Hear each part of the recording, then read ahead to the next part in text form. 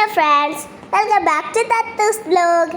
ഇന്നത്തെ വീഡിയോ ആണ് ഞാൻ കണ്ണൂർ കോട്ട കാണാൻ പോയതാണ്. അപ്പോൾ ലൈക്ക് ചെയ്യുക, ഷെയർ ചെയ്യുക, കമൻറ്റ് ചെയ്യുക. ഓ സൈനബ, അഴകുള്ള സൈനബ, ഇളമാനിലാവ് പോലെ വന്നതെന്തിനാണു നീ.